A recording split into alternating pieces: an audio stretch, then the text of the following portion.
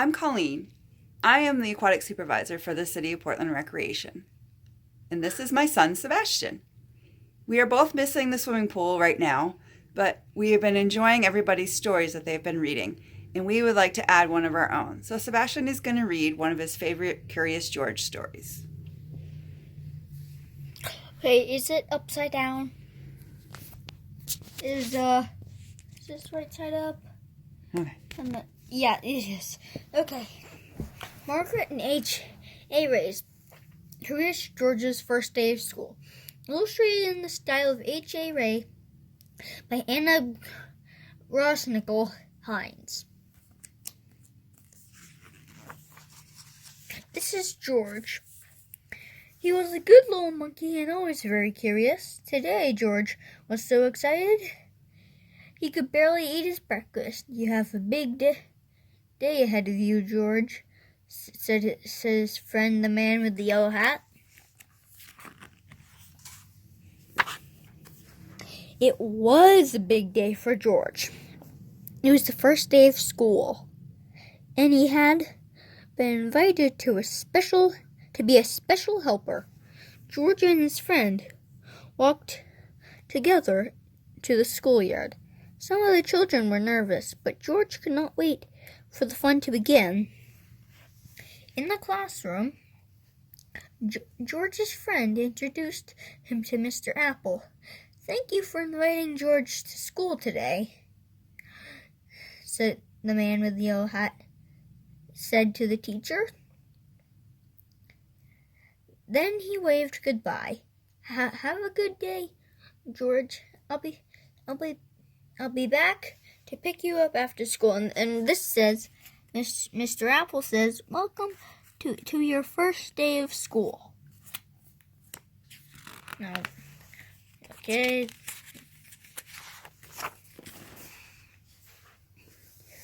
The children were excited to have a monkey in class. "George is going to be our special helper," Mr. Apple told them. And what a helper he was. At Storytime, George held the book. And, yeah, literally. Okay. At math time, the children could count on George. On his fingers and toes, literally. Okay.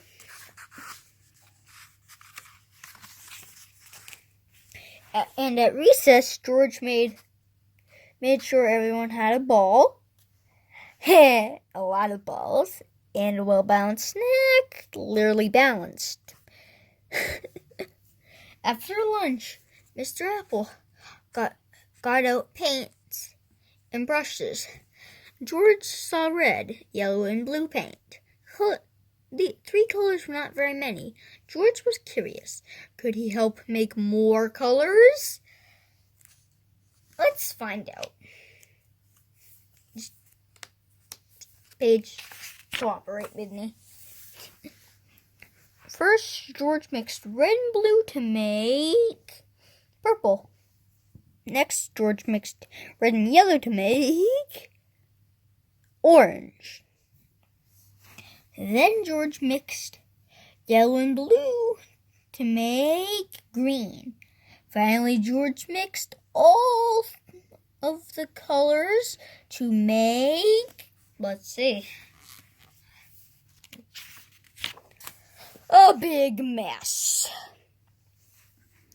The children thought the mess was funny, but Mr. Apple did not. "Oh dear," he said, "we are going to need someone to clean this up. Everyone please sit quietly while I look."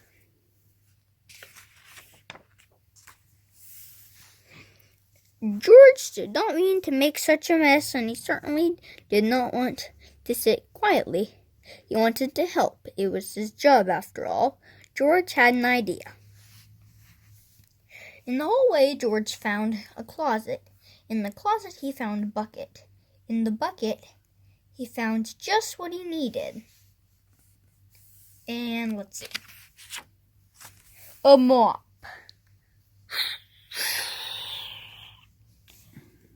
George was on his way. back to the classroom when he heard somebody yell.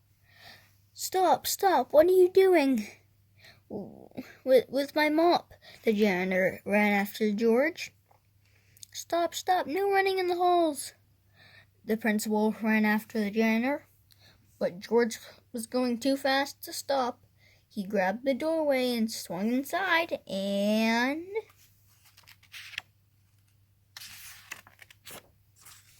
splosh! The bucket tipped, the mop dropped, and George slid across the floor. Now the mess was even bigger. Mr. Apple looked surprised. The principal frowned. The janitor just shook his head. And George, poor George, he felt terrible. Maybe he was not such a good helper after all. Aw. George. Now the children felt terrible too. They did not like to see George looking so sad. They thought he was a great helper. Now they wanted to help him. So the children led a hand and some feet in parentheses. That's what they're called, right? Yes. Okay. Oh, skipped a page and skipped a page. Better get it. And before anyone knew it, the mess was gone. That little monkey sure is helpful, the janitor said.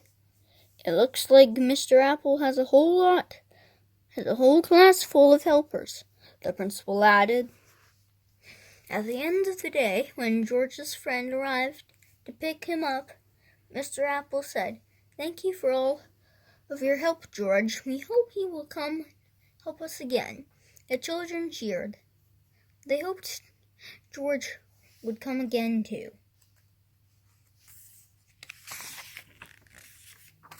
See? Almost got it. George waved goodbye to his new friends. What a great day it had been. He could not wait to come back to school. The end.